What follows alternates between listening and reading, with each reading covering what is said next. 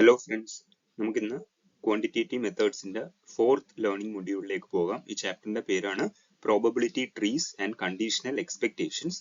നമ്മൾ ഇതുവരെ പഠിച്ച ചാപ്റ്റേഴ്സ് വെച്ച് നോക്കുമ്പോൾ ഇതൊരു ചെറിയ ചാപ്റ്റർ ആണ്, പക്ഷേ കുറച്ച് അധികം ഫോർമുലാസും കുറച്ച് കൺഫ്യൂസിങ് ആയിട്ടുള്ള കാര്യങ്ങളൊക്കെ വരും.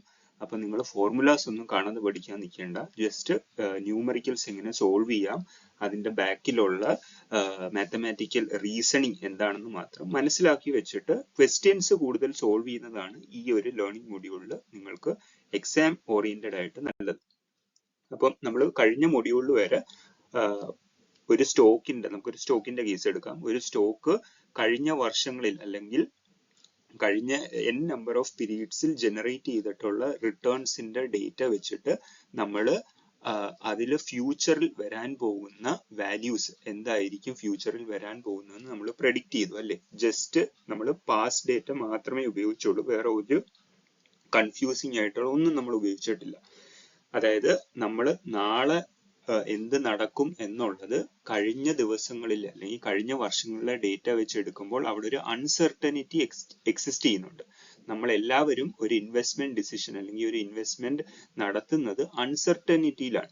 സോ ഇങ്ങനെയുള്ള ഒരു അൺസർട്ടനിറ്റിയിൽ നമുക്ക് ഡിഫറെന്റ് പ്രോബബിലിറ്റി ടൂൾസ് ഉണ്ട്. അപ്പൊ ഈ പ്രോബബിലിറ്റി ടൂൾസ് ഉപയോഗിച്ച് നമുക്ക് ഈ അൺസർട്ടനിറ്റീസിനെ എങ്ങനെ ഒരു സെർട്ടൈൻ സിറ്റുവേഷൻ അല്ലെങ്കിൽ ഒരു പ്രോബബിലിറ്റി വെച്ചിട്ട് ഇതായിരിക്കും നടക്കാൻ പോകുന്നത് എന്നുള്ളത് നമുക്ക് ഈ പറയുന്ന ഒരു മൊഡ്യൂളിൽ നമുക്ക് കാണാൻ പറ്റും. ഈ ഒരു ചാപ്റ്ററിൽ, അതായത് ബ്ലൈൻഡ് ആയിട്ട് വെറുതെ പാസ്റ്റ് ഡേറ്റ മാത്രം ഉപയോഗിച്ച് ഇൻവെസ്റ്റ്മെന്റ് നടത്താതെ ആ പാസ്റ്റ് ഡേറ്റയെ അനലൈസ് ചെയ്തിട്ട് നമ്മളൊരു മോഡൽ ഉണ്ടാക്കുവാണ്. ഇന്ന കണ്ടീഷൻസ് വന്നാൽ ഇന്ന റിട്ടേൺസ് കിട്ടും എന്നുള്ള ഒരു പ്രോബബിലിറ്റി ലിസ്റ്റ് ഉണ്ടാക്കിയിട്ട് അതിനനുസരിച്ച് നമ്മൾ ഫ്യൂച്ചറിലെ വാല്യൂ പ്രെഡിക്റ്റ് ചെയ്യുവാണെങ്കിൽ നമുക്ക് വളരെ കുറച്ചും കൂടെ സെൻസിബിൾ ആയിട്ടുള്ള ഒരു ഇൻവെസ്റ്റ്മെന്റ് ഡിസിഷൻ നമുക്ക് നടത്താൻ പറ്റും.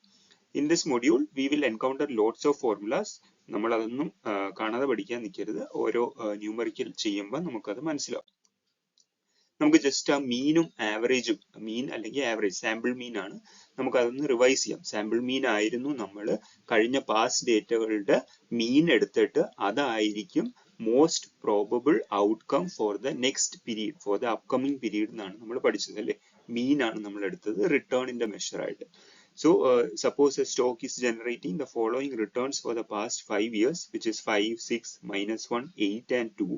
The sample mean is simply calculated as the sum of all divided by the total number of observations. So ഈ 4% എന്ന് പറയുന്നത് നമുക്ക് കിട്ടുന്ന ആൻസർ ആണ് അടുത്ത പീരീഡിൽ നമുക്ക് കിട്ടാൻ പോകുന്ന റിട്ടേൺസ് എന്ന് നമ്മൾ കഴിഞ്ഞ വീഡിയോസിൽ അല്ലെങ്കിൽ കഴിഞ്ഞ ലേണിംഗ് മൊഡ്യൂൾസിൽ നമ്മൾ പഠിച്ചിരുന്നു. ഇവിടെ നമ്മൾ ബേസിക്കലി എന്താണ് ചെയ്തതെന്ന് വെച്ചാൽ ഈ പറയുന്ന ഓരോ പ്രോബബിലിറ്റിക്കും, അതായത് കഴിഞ്ഞ 5 വർഷങ്ങളിൽ നടന്ന ഓരോ റിട്ടേൺസിനും നമ്മൾ ഈക്വൽ പ്രോബബിലിറ്റി കൊടുക്കുകയാണ്. അതായത് എന്താ പറയാ, നമ്മൾ കഴിഞ്ഞ വീഡിയോയിൽ ഞാൻ പറഞ്ഞിരുന്നു, മഴയുള്ള ഒരു ദിവസം, നല്ല മൺസൂൺ ഉള്ള സമയത്ത് അഗ്രികൾച്ചറൽ ഔട്ട്പുട്ട് എന്ന് പറയുന്നത് ഹൈ ആയിരിക്കും. സോ ഫാമേഴ്സിന് കൂടുതൽ ഇൻകം കിട്ടും. അവർക്ക് കൂടുതൽ ഇൻകം കിട്ടിയാൽ അവർ കൂടുതൽ ട്രാക്ടേഴ്സ് മേടിക്കും. ഇപ്പൊ ട്രാക്ടേഴ്സ് ഉണ്ടാക്കുന്നത് നമ്മുടെ നാട്ടില് മഹീന്ദ്ര ആൻഡ് മഹീന്ദ്രയാണ് one of the major producers. So നല്ലൊരു മൺസൂൺ വന്നാൽ നമുക്ക് ഫെയർലി നമുക്ക് പ്രെഡിക്റ്റ് ചെയ്യാൻ പറ്റും മഹീന്ദ്രയുടെ സ്റ്റോക്ക് ഇൻക്രീസ് ചെയ്യുവാൻ. അപ്പൊ നമ്മൾ വെറുതെ മഹീന്ദ്രയുടെ സ്റ്റോക്ക് കഴിഞ്ഞ പാസ്റ്റ് n നമ്പർ ഓഫ് ഡേറ്റയുടെ എടുത്തിട്ട് അതിന്റെ മീൻ കണ്ടുപിടിച്ചിട്ട് നമ്മൾ അടുത്ത വർഷം ഈ റിട്ടേൺ ആയിരിക്കും വരാൻ പോകുന്നതെന്ന് പറഞ്ഞാൽ കഴിഞ്ഞ എല്ലാ വർഷങ്ങളിലെ മഴയുള്ള വർഷങ്ങളും മഴയില്ലാത്ത വർഷങ്ങളിലും മൺസൂൺ ഉള്ള വർഷങ്ങളും മൺസൂൺ ഇല്ലാത്ത വർഷങ്ങൾക്കും എല്ലാം നമ്മൾ ഈക്വൽ പ്രോബബിലിറ്റി കൊടുക്കുവാണ് ആ പറയുന്ന പാസ്റ്റ് ഡേറ്റ ഉപയോഗിക്കുമ്പോൾ. പക്ഷെ നമ്മൾ ഇനി അങ്ങോട്ട് ചെയ്യാൻ പോകുന്നതെന്ന് വെച്ചാൽ അടുത്ത വർഷത്തെ റിട്ടേൺസ് അല്ലേ, എക്സ്പെക്റ്റഡ് വാല്യൂ ആണല്ലോ നമ്മൾ കണ്ടുപിടിക്കാൻ പോകുന്നത്. സോ നമ്മൾ നോക്കും ഈ വർഷം മഴയുണ്ടോ, മഴ പെയ്തെങ്കിൽ റിട്ടേൺസിന് ഇന്ന റിട്ടേൺസിന് കൂടുതൽ സാധ്യതയുണ്ട്, ഇന്ന റിട്ടേൺസിന് കുറവ് സാധ്യതയുണ്ട്. അങ്ങനെയുള്ള പ്രോബബിലിറ്റി വെച്ചിട്ട് ഇന്നത്തെ കണ്ടീഷൻ നോക്കിയിട്ട് നമ്മൾ നാളത്തെ വാല്യൂസ് കണ്ടുപിടിക്കുവാണ്. സോ അതിനെയാണ് നമ്മൾ എന്താ പറയുക, ഈ എക്സ്പെക്റ്റഡ് വാല്യൂ എന്നൊക്കെ പറയുന്നത്, അല്ലെങ്കിൽ പ്രോബബിലിറ്റി ഉപയോഗിച്ച് നാളെ എന്തായിരിക്കും നടക്കാൻ പോകുന്നത് നമ്മൾ കണ്ടുപിടിക്കുന്നത്. അതായത് ഞാൻ ബേസിക്കലി പറഞ്ഞു വന്നത്, നമ്മൾ മീൻ അല്ലെങ്കിൽ ആവറേജിൽ നമ്മൾ എല്ലാ വർഷത്തെ ഡേറ്റയ്ക്കും ഈക്വൽ പ്രോബബിലിറ്റി ആണ് കൊടുത്തത്, മൺസൂൺ ഉള്ള വർഷങ്ങൾക്കും മൺസൂൺ ഇല്ലാത്ത വർഷങ്ങൾക്കും. പക്ഷെ ഇനി അങ്ങോട്ട് പോകുമ്പം ഈ വർഷം മഴ പെയ്തിട്ടുണ്ടെങ്കിൽ കഴിഞ്ഞ വർഷത്തെ റിട്ടേൺസിൽ മഴ പെയ്തപ്പം കിട്ടിയ റിട്ടേൺസിന് നമ്മൾ കൂടുതൽ വെയിറ്റേജ് കൊടുക്കും, മഴ പെയ്യാത്ത വർഷങ്ങൾക്ക് കിട്ടിയ റിട്ടേൺസിന് കുറവ് പെർസെൻറ്റേജ് കൊടുക്കും. എന്തുകൊണ്ടെന്ന് വെച്ചാൽ ഈ വർഷം മഴ പെയ്തു, അതുകൊണ്ട് നമ്മൾ അങ്ങനെ ഒരു കാൽക്കുലേഷൻ, നമ്മുടെ മോഡൽ നമ്മളാണ് ഉണ്ടാക്കുന്നത്. സോ ആ മോഡലിന് നമ്മൾ മഴ പെയ്ത വർഷങ്ങളുടെ റിട്ടേൺസിന് കൂടുതൽ വെയിറ്റേജ് കൊടുക്കും. What we actually did here was that we gave equal probability to each of the occurrences in the past 5 years, whether it was an outlier or not. അതായത് ചില സമയത്ത് നല്ല ഡ്രൈ സീസൺ ഉണ്ടാവും, അപ്പം ഭയങ്കരമായിട്ടും ഫാമേഴ്സ് കഷ്ടപ്പെടും, അല്ലെങ്കിൽ Mahindra and മഹീന്ദ്രയുടെ internal reasons കൊണ്ട്, വേറെ ഏതെങ്കിലും റീസൺസ് കൊണ്ട് അവര് ഭയങ്കരമായിട്ട് നെഗറ്റീവ് റിട്ടേൺസ് തരും. സോ അങ്ങനെയുള്ള ഔട്ട്ലയേഴ്സിന് പോലും നമ്മൾ പാസ്റ്റ് ഡേറ്റ് അല്ലെങ്കിൽ മീനിനകത്ത് നമ്മൾ ഈക്വൽ വെയിറ്റേജ് കൊടുക്കുക. But in a real life scenario, depending upon several economic or other general factors, the chances of some past returns happening will be more or less. ഞാൻ പറഞ്ഞു, മഴ പെയ്യുന്നതും പെയ്യാത്തതും അനുസരിച്ച് അഗ്രികൾച്ചറൽ ഔട്ട്പുട്ട് മാറും. That is, now every past data is not having equal probabilities. Instead, different probabilities. ഞാൻ പറഞ്ഞു, ഈ വർഷം മഴ പെയ്താൽ കഴിഞ്ഞ വർഷങ്ങളിൽ മഴ പെയ്തപ്പോൾ കിട്ടിയ റിട്ടേൺസിന് നമ്മൾ കൂടുതൽ വെയിറ്റേജ് കൊടുക്കുകയും മഴ പെയ്യാത്ത വർഷങ്ങൾക്ക് കുറവ് വെയിറ്റേജ് കൊടുക്കും. അതായത് പ്രോബബിലിറ്റി മാറി. How will we incorporate this varying probability into our calculation? അതായത് നമ്മുടെ മീനിന്റെ ഇക്വേഷനെ നമ്മൾ അപ്ഡേറ്റ് ചെയ്യേണ്ടതായിട്ട് വരും, നമ്മൾ ഈ പറയുന്ന ഫ്യൂച്ചറിലുള്ള എക്സ്പെക്റ്റഡ് വാല്യൂ കണ്ടുപിടിക്കാൻ വേണ്ടി. കാരണം അവിടെ പ്രോബബിലിറ്റിയും കൂടെ നമ്മൾ ഇൻക്ലൂഡ് ചെയ്യണം. ഇതുവരെ till now we were looking at the historical data. But the moment we add our own probability based on our own research to it, we are looking into the future. നമ്മൾ വെറുതെ past data ഉപയോഗിച്ച് future value കണ്ടുപിടിക്കുകയാണെങ്കിൽ it is like looking at only at the historical data. എവിടെയാണോ നമ്മളുടെ model അനുസരിച്ച്, നമ്മുടെ expectation അനുസരിച്ച് നമ്മൾ പ്രോബബിലിറ്റി വാല്യൂ ആഡ് ചെയ്ത് കൊടുക്കുന്നത്, at that moment we are leaving behind the historical data and we are looking into the future. So probability add ചെയ്യുമ്പം നമുക്ക് ഫ്യൂച്ചറിലേക്ക്, അവർ view point is towards the future. Expected value അഥവാ ഇതിനെ represent ചെയ്യുന്നത് e raise to x ആണ്. E raise to x അല്ല, e x. അതായത് ഈ ഒരു രീതിയിലാണ് ഇത് എക്സ്പെക്ട് ചെയ്യുന്നത്, നമ്മൾ അതിനെ എഴുതുന്നത്. സോ സെയിം സിറ്റുവേഷൻ തന്നെയാണ്, സെയിം ഇക്വേഷൻ തന്നെയാണ്, സിമിലർ ഇക്വേഷൻ തന്നെയാണ് മീനിന്റെ. ജസ്റ്റ് നമ്മൾ ആ പ്രോബബിലിറ്റിയും കൂടെ ആ ഓരോ മീനിന്റെ കൂടെ മൾട്ടിപ്ലൈ ചെയ്തിട്ട് കൊടുക്കുന്നേ ഉള്ളൂ. Probability weighted average of possible outcomes. Mean എന്ന് പറയുന്നത് ആവറേജ് ഓഫ് പോസിബിൾ ഔട്ട്കംസ് ആണ്. ഈ എക്സ്പെക്റ്റഡ് വാല്യൂ എന്ന് പറയുമ്പോൾ probability weighted average of possible outcomes. Suppose we are finding the expected value of a stock return, then it is the probability weighted average of the possible returns that the stock could give. ഇതിന്റെ formula എന്ന് പറയുമ്പോൾ expected value is equal to മഴ പെയ്ത വർഷം തന്ന return into അതിന്റെ probability, മഴ പെയ്യാത്ത വർഷം തന്ന റിട്ടേൺ ഇൻറ്റു അതിന്റെ പ്രോബബിലിറ്റി.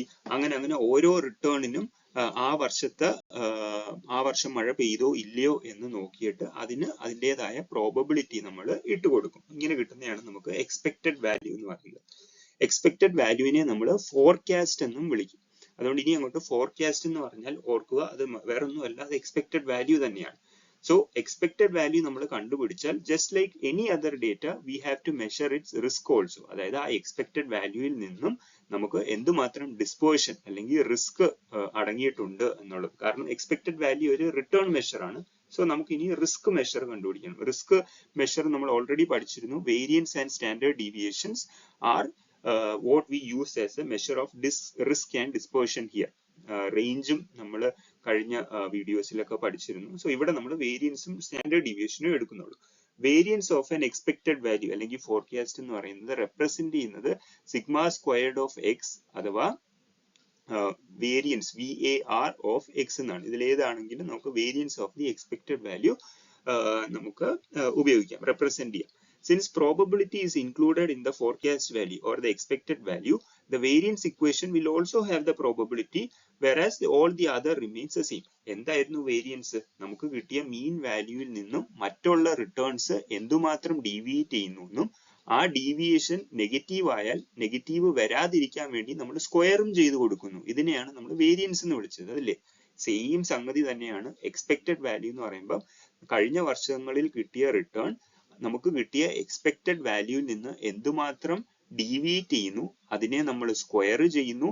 ആ സ്ക്വയർ ചെയ്ത വാല്യൂവിനെ ആ റിട്ടേണിന്റെ പ്രോബബിലിറ്റി ഇട്ട് മൾട്ടിപ്ലൈ ചെയ്യുന്നു. ഇങ്ങനെ ഓരോ കഴിഞ്ഞ വർഷങ്ങളിലെ റിട്ടേണും നമ്മൾ ഇങ്ങനെ ചെയ്തു വരുമ്പോൾ how much it is deviating from the expected value, അത് ഇൻറ്റു ആ റിട്ടേണിന്റെ പ്രോബബിലിറ്റി ചെയ്യുമ്പോഴത്തേക്കും നമുക്ക് വേരിയൻസ് കിട്ടും.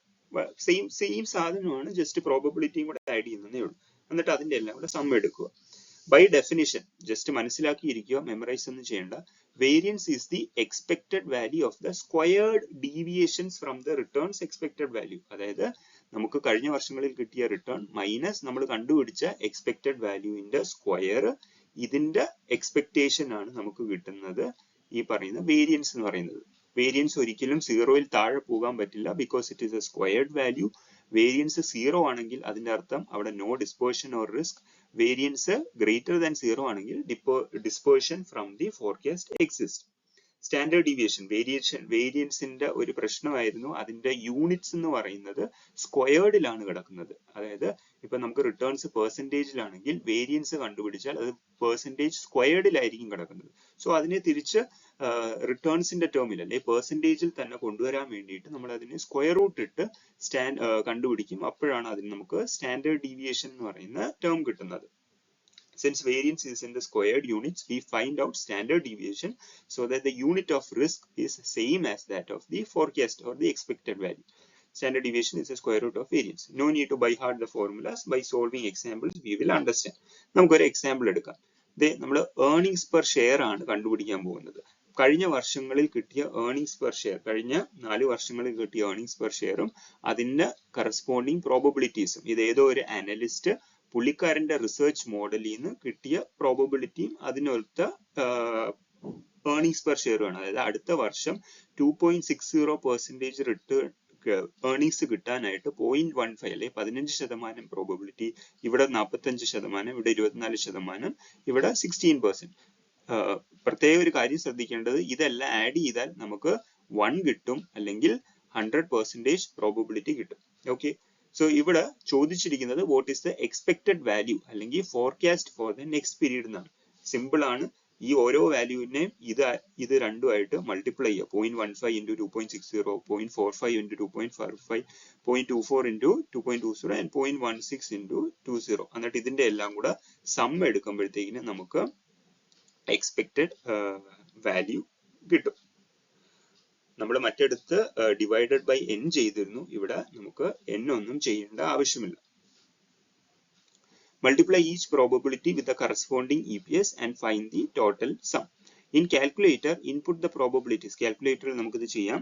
Probabilitiesനെ x ന്റെ വാല്യൂസിലും EPSനെ y ന്റെ വാല്യൂസിലും ഇട്ടിട്ട് lin എന്ന് പറയുന്ന മോഡിൽ പോയി സിഗ്മ xy യുടെ ആൻസർ കണ്ടുപിടിച്ചാൽ നമുക്ക് 2.3405 എന്ന് കിട്ടും. ഇനി ഇതേ ഇക്വേഷനിൽ വേരിയൻസ് ആണ് ചോദിച്ചിരിക്കുന്നത്. നമുക്ക് കിട്ടിയ എക്സ്പെക്റ്റഡ് വാല്യൂ എന്ന് പറയുന്നത് 2.3405 ആണ്.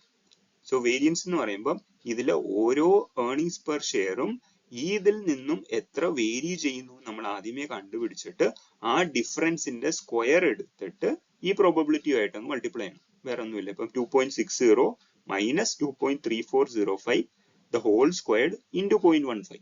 അടുത്തത് 2.45 minus 2.3405 the whole squared into 0.45. അങ്ങനെ എല്ലാത്തിൻ്റെയും ചെയ്ത് അതിൻ്റെയും സം എടുക്കുമ്പോഴത്തേക്കും നമുക്ക് ആൻസർ 0.03875 എന്ന് കിട്ടും. ഇനി ആരെങ്കിലും സ്റ്റാൻഡേർഡ് ഡീവിയേഷൻ ചോദിച്ചാലോ, ചുമ്മാ ഇതിന്റെ സ്ക്വയർ റൂട്ട് അങ്ങ് എടുത്താൽ മതി. നമുക്ക് 0.196939 അഥവാ 0.20 എന്ന് പറയുന്ന വാല്യൂ കിട്ടും. അതായത് നമ്മൾ കഴിഞ്ഞ ക്ലാസ്സുകളിലെല്ലാം പഠിച്ച അതേ കാര്യമാണ്, ജസ്റ്റ് പ്രോബബിലിറ്റിയും കൂടെ ഇതിന്റെ കൂടെ മൾട്ടിപ്ലൈ ചെയ്യുന്നു എന്ന് മാത്രം. Okay, so thank you.